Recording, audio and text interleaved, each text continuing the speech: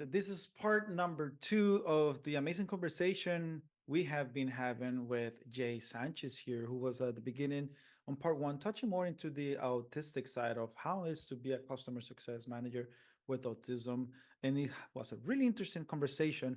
This part number 2, we're going to jump right away into the tactical part of the episode, which is the visual communication.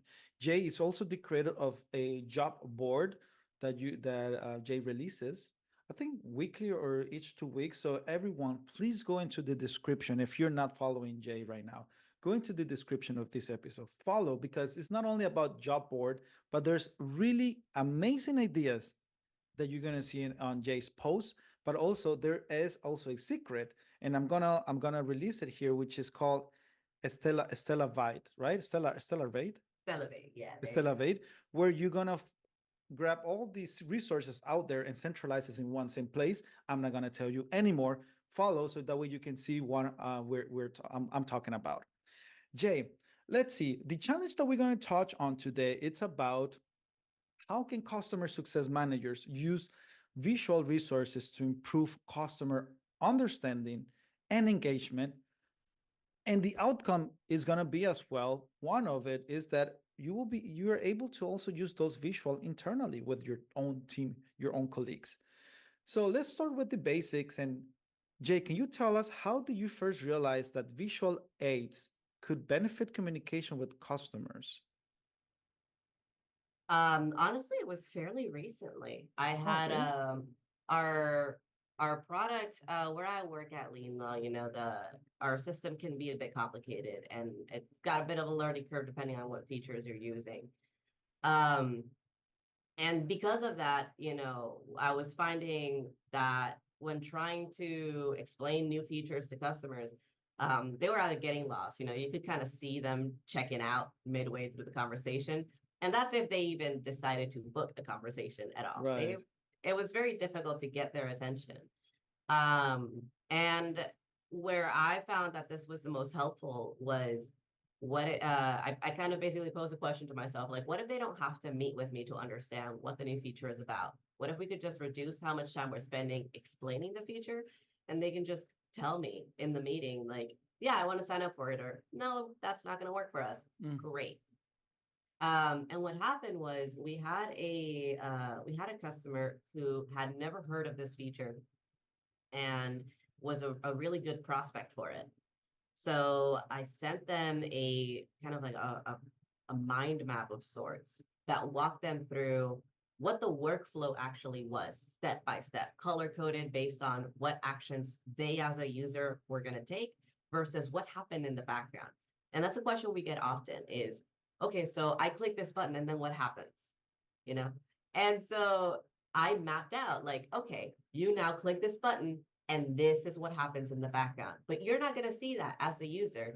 All you're going to see is this happens. And that's how you confirm that everything, all these other things occurred in the background successfully.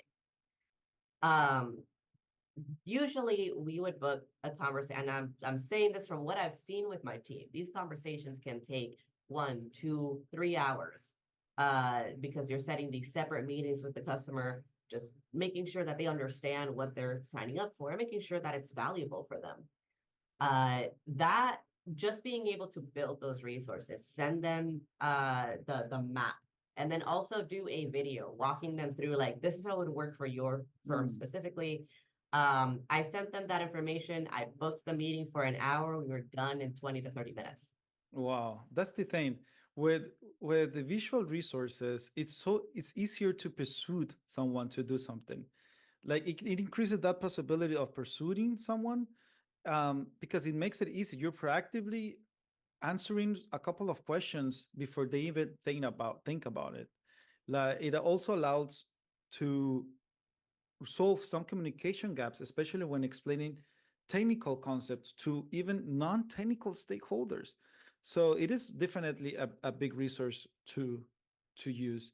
And something interesting, Jay, that I want to share here is that people remember 80% of what they see and do compared to just 20% of what they read and 10% of what they hear.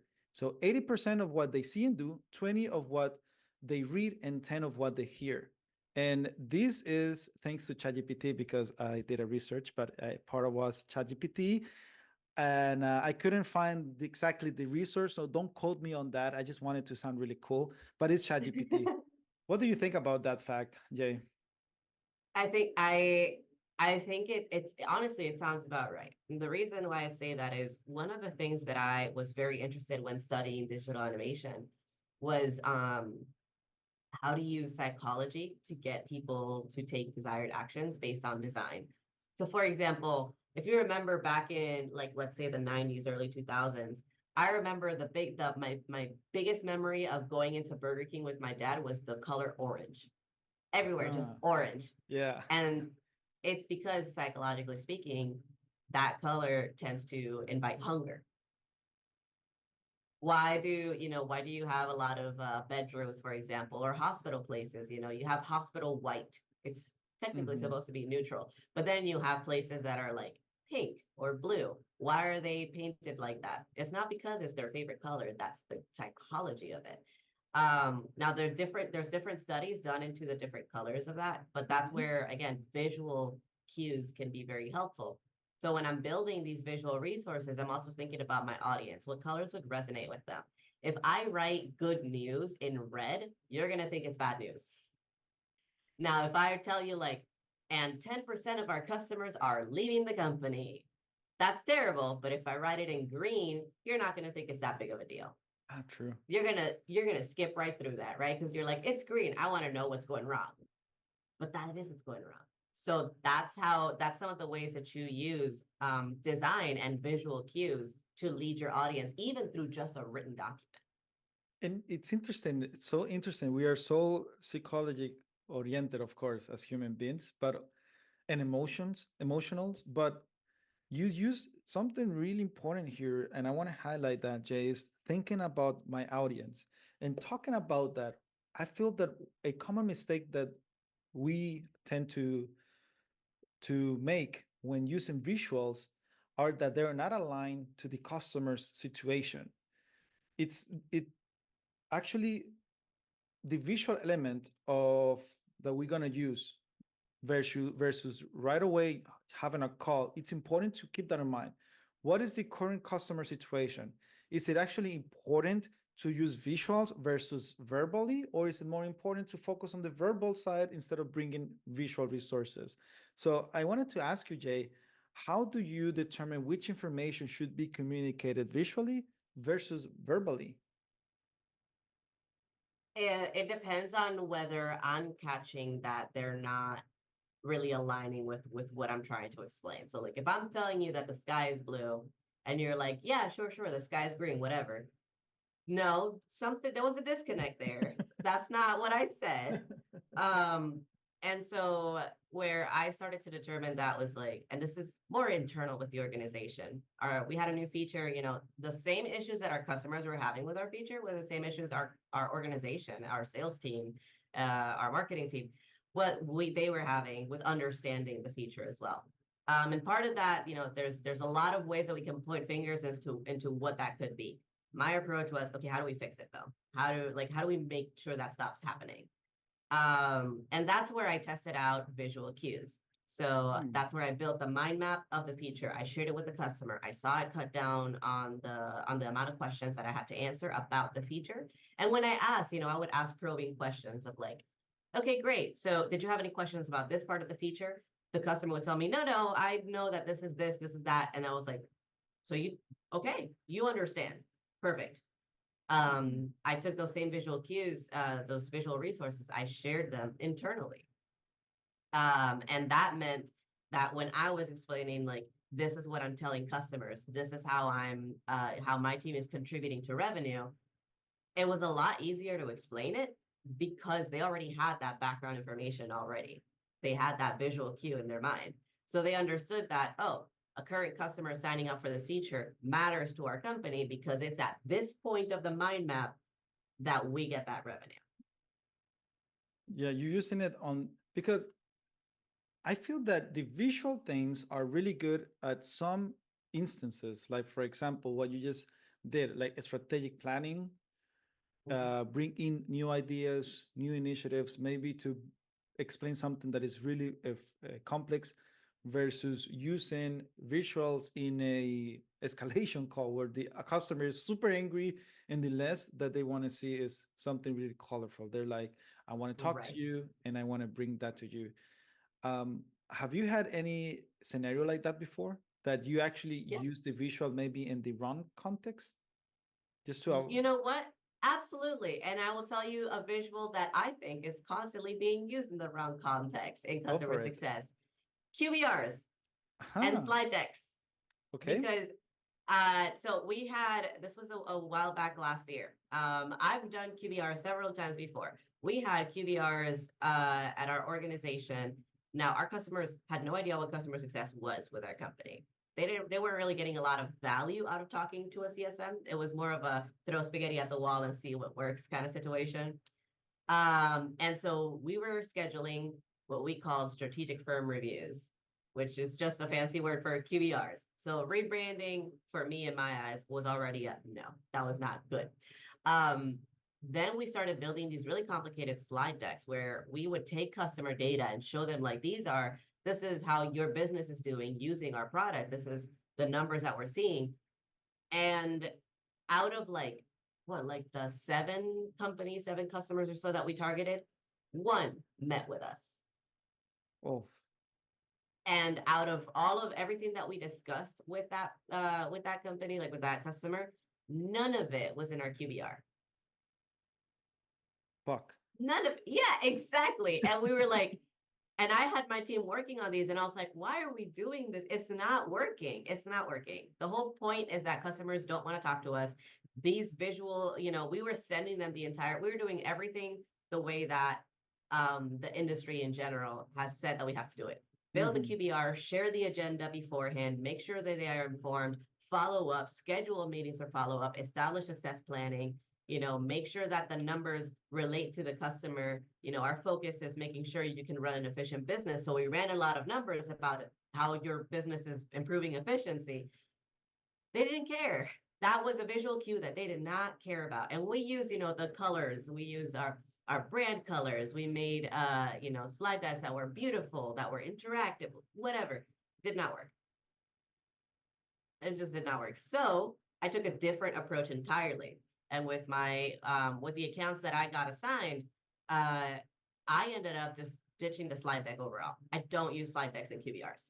And you have seen What the I difference so much. too What much. I do Huh. is I send them no more than 5 topics, an agenda breaking down 5 topics via email. Just here's what I'm going to discuss here. And it's usually like making sure that their support questions are actually being answered, making sure that giving them any updates if there's a feature request that they had. I'll give them an update of like, this is where we're at with it, or like, no, we're not going to do it.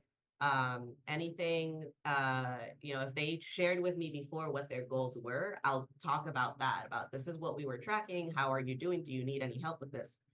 And I just keep it brief, no more than 5 topics per meeting. And then usually at the end of the meeting, I'm like, okay, great. Now, if you would renew, would you do that today? Why or why not? Hmm. Yeah, good timing though. Yeah. Yeah, good timing at that specific point. I also believe that sometimes we are afraid of asking questions like, "Will you renew today?" But also like let's make sure how they prefer to learn. Do they actually prefer the visual things or is it more practical? So if it's practical, okay, share your screen and show me something. Or, you know, let's do the demo, but you're I'm gonna guide you and you're gonna do stuff. Mhm. So yeah, I think that asking, making sure that we understand our stakeholders is super important. And it's interesting that you had that situation and then you turn it around with the visuals. But what happens, Jay, if I'm not creative? Me as the individual who I'm like, yeah, Byron, Jay, yeah, everything is fantastic. You're amazing, blah, blah, blah. But I'm not creative like you guys. By the way, I'm not that creative as well. What advice would I'd you give me? argue against that, but Okay. um, you don't have to be creative to create a visual is the thing. There's a lot of tools out there. I personally I use Canva for a lot of stuff. Yeah, me too. It's Uh, really good.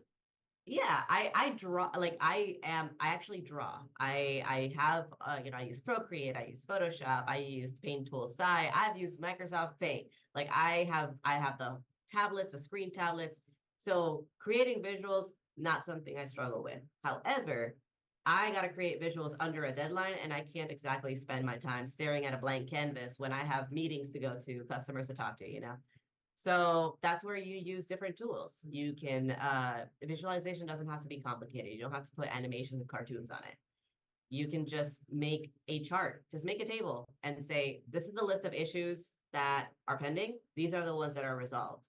And just that visual of seeing what the volume is in each one, that's already a benefit. And you don't have to be super creative to do that. That's just a table. And at the beginning, it's gonna be a little bit of um like that change management at the beginning, maybe of okay, so yeah, because the first time that you do something, it always take a lot of time. Then you're gonna figure out how to do it quicker. And I think that using templates, I'm pretty sure, Jay, that a lot of the creative stuff that you do and the visual resources that you create, probably you use them more than once, maybe with a different information, but you use it more than once. And I think that it's also important to keep in mind that it's not crucial to overcomplicate stuff. Let's make sure that it's not overloaded, doesn't have too much information, enough, and then just save it and reuse it again if necessary. And Yeah. then I'm really a believer of storytelling, and I think that storytelling can also be incorporated in the visual side of things. Oh, yes. That's actually when I'm building out these mind maps or building out these visual resources, I start with that story. So my first thought is, where do I like, first of all, what do I want the customer to take from this? A lot of the mind maps, for example, I lead a team. The mind maps I build with my team when I'm doing brainstorming is, for example, I built one with my CSM where it was, I just want to know what they're currently working on and what their challenges are, and whether those like maybe the challenge of customers not talking to you, it affects, upsells and cross sells, but it also affects QBRs. It also affects NPS, because if they're not talking to you, they're not going to answer NPS. Right. So that's where I start drawing those little arrows, mind mapping, and going like, okay, this relates to this, and then I start them all with like the color gray, just something neutral, and I start changing the color of the ones that I'm going to start tackling. Like, okay, I'm gonna do like, okay, green. This one we already have a solution for, so let's implement that solution. Yellow, I got to do more research on it. Red, this is a total blocker and I need help. Ah, you're using your own cues there Yeah. for you. Crazy. But you know what is crazy as well? That we have been talking about visuals and we haven't shown anything, Oh yeah, right? That's okay. I know that's people. true. I know people. I know you all. I know you all. Yeah. What Speaking about of Jay? Because visuals, I'm really curious. Sorry, what? speaking of visuals. Yeah. Speaking of visuals, it's time to visualize some stuff, if that makes sense. Jay, you Yeah, have, because I'm also curious to know what tools you use. So you have something to show us, right? absolutely. Do we want to start with the customer facing one, or do we want to start with internal? Let's go with the customer. All Customer is right, always first. let's do it. Let me make sure I got this ready here. Perfect. Okay. So I'm sharing here my screen. Now I'm a big Notion nerd, so this is a program called Notion. Now I'm a big Notion nerd, so this is a program called Notion. I Notion has a lot of pre-built templates. So I just want to highlight that I build a lot of my stuff on Notion and just reuse it. If you don't even know where to start, Notion has a whole gallery of templates that you could use, and then you can just adjust from there and take what resonates, leave what doesn't. So something that we struggled with at one point was, if a customer is onboarding, for example, and you have a product that takes a lot of training, that takes a lot of implementation, and the customer wants to postpone that meeting, how do you hold the customer accountable? It's not uncommon, especially for onboarding at such a critical point for the customer journey. They're so prone to buyer's remorse, especially when you know Oof. like you can help them, but they Yeah. don't want to talk to you. They don't want to answer your emails. They are busy. They thought this product was going to solve all their issues, and now they have to actually put in work to make it work. Terrible. Been there. So exactly. And so what I do is I build a Gantt chart. And a Gantt chart is just visualizing timelines, what needs to get completed and when, but you make it customer facing so the customer can edit what they're responsible for, and that will change the timeline of everything else. So I'll give you an example here. I'm going to build a timeline view. And this is a timeline view of a Gantt chart. Let's say that the first step is kickoff meeting, right? And then the second step that we're going to be working on is going to be a data import. And the third step, we're going to be working on onboarding training.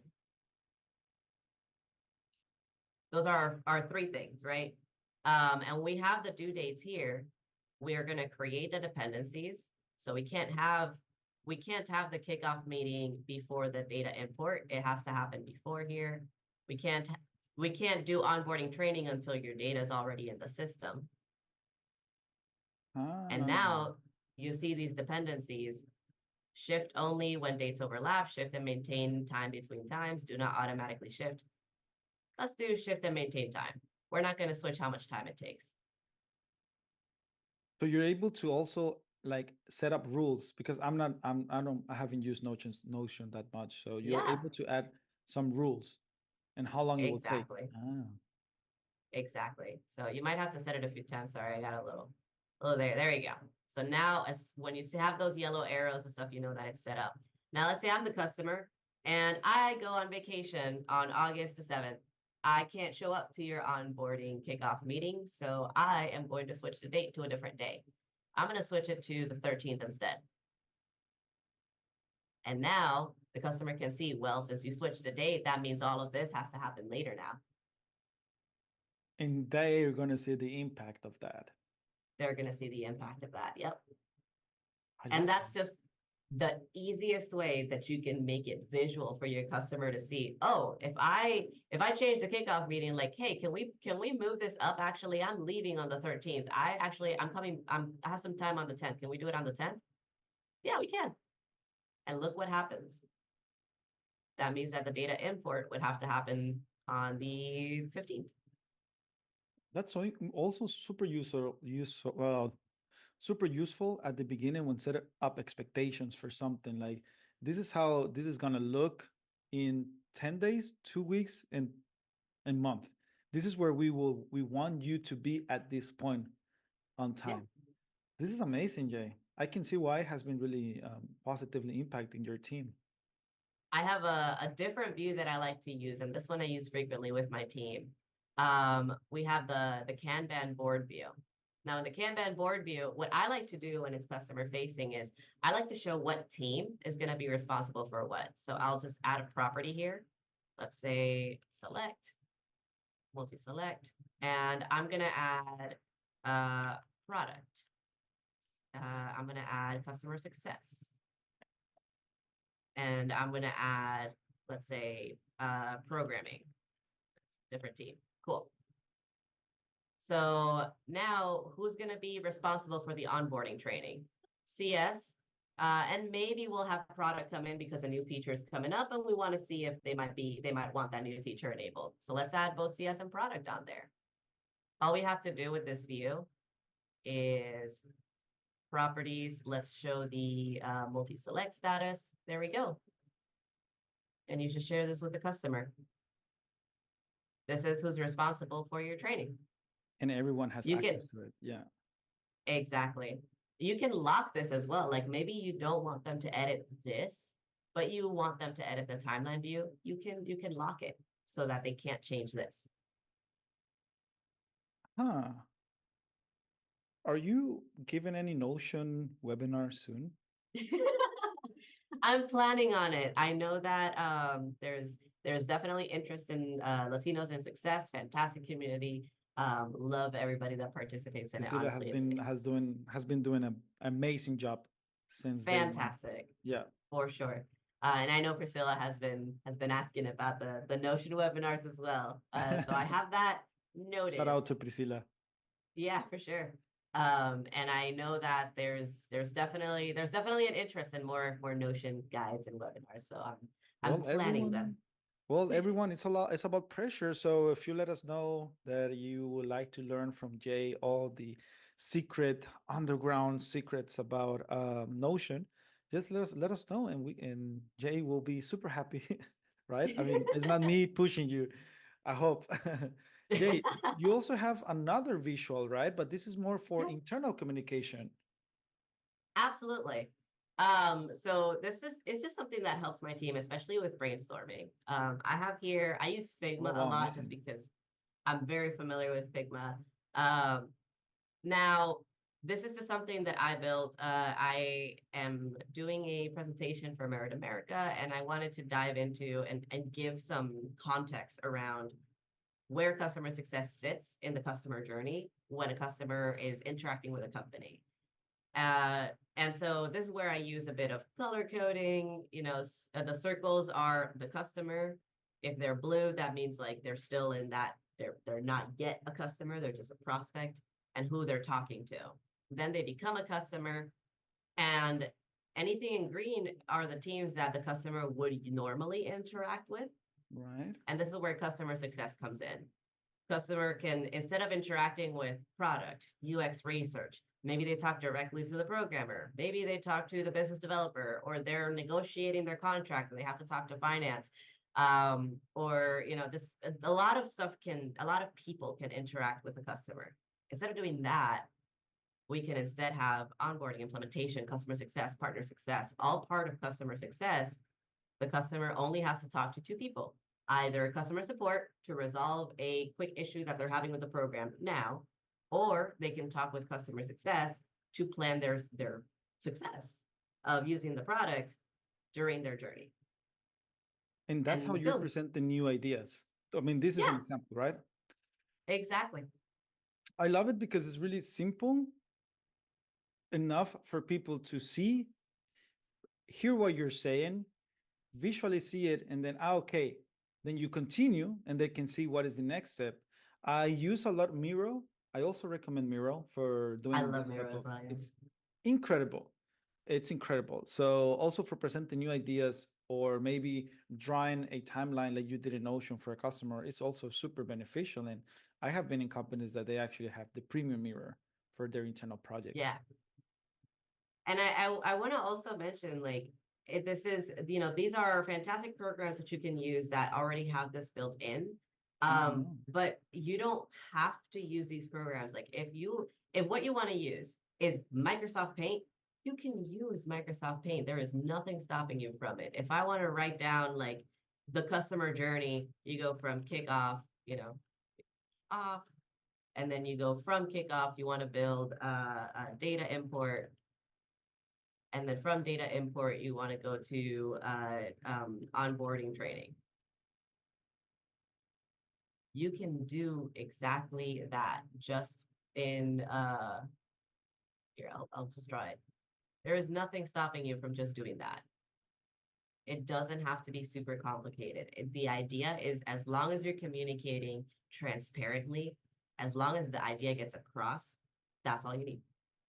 I love it because it's really authentic. And I'm pretty sure that Mhm. is not that commonly used. I haven't seen a lot of visuals in CS besides the normal QBR, I mean, the impact reviews, where you have the maybe Excel sheet or you have the deck, like you said, and that's mostly the visuals that I even use myself sometimes. So I have used a lot of visuals for internal ideas, but not for my customer, which is really weird. Thank you very much, Jay, for sharing all of this and all of your secrets to everyone. And it's time to start wrapping up today's episode. Here in Germany is 3:23. You're starting your day in these states in Pittsburgh, right? Yes. Yes. And there's not a best way for me to finish this episode, go and drink a coffee and think about it. Thank you very much. But wait, Jay, wait. There's one last question that I have been asking all of the guests. And it's about if you can tell us a time that you fucked up and what did you learn about it? How did I fucked up and what did I learn? About anything or specifically CS? Because I No, got about anything. It could be that you fall with an ice cream in the street and everyone saw you. So, what? well, I'll tell you what, I'm trying to get into gardening. I've always had the thought that I have a black thumb and I kill everything I touch. No. So I changed that. I bought a monstera plant back in December, and I got really confident because my monstera plant is thriving. It has so many new leaves, and I was like, oh yeah, like maybe I can keep a plant alive. So the other day I went to Walmart and bought a mint plant. And I was like, I'm rescuing this mint plant. It was hidden and like it wasn't even in its spot. Like it was between some plates or something. And I was like, I'm gonna rescue you. And that mint plant is now wilting in my kitchen. Um, so Ouch.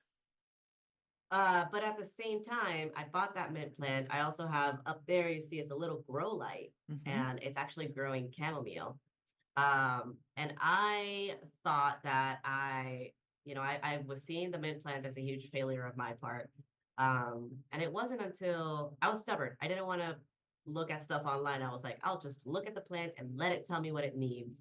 Um, and what I learned, honestly, was that I don't have to know everything. I looked up what was going on with the mint plant, and it was experiencing transplant shock, which meant that, it now has more space. It doesn't know what to do with it. And so it's being a dramatic plant, basically. And all I need to do is just give it a little bit of time, make sure that it's watered, make sure the soil isn't overwatered, just like moist, and it'll be okay. And something that helped keep my hopes up that I wasn't a total failure in gardening is that my chamomile is actually sprouting from seed. And it's the first time since like kindergarten that I've been able to sprout something from seed. So it's one of those, just continue being resilient and don't be afraid to look up resources, look at people who have been there and see what they say. I love that. I love that. That's a real life analogy there that you're giving Yeah. us.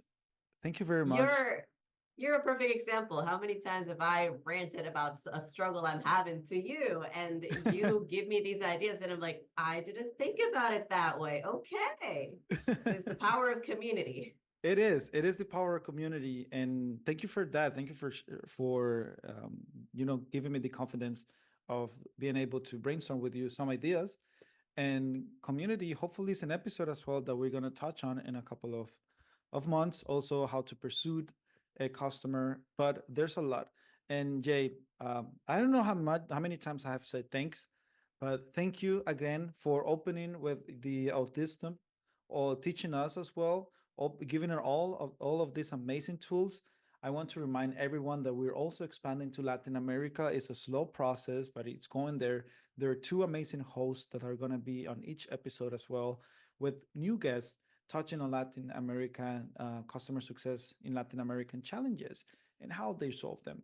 Jay, thank you very much again. I don't know how many times I will say this, but it has been a pleasure seeing you today. Yeah, I'm again happy to be here. Thank you for having me, and this was fantastic. Thank you. Amazing, amazing. Everyone, remember, keep growing, keep learning, and let's keep improving the world of customer success. Until next time.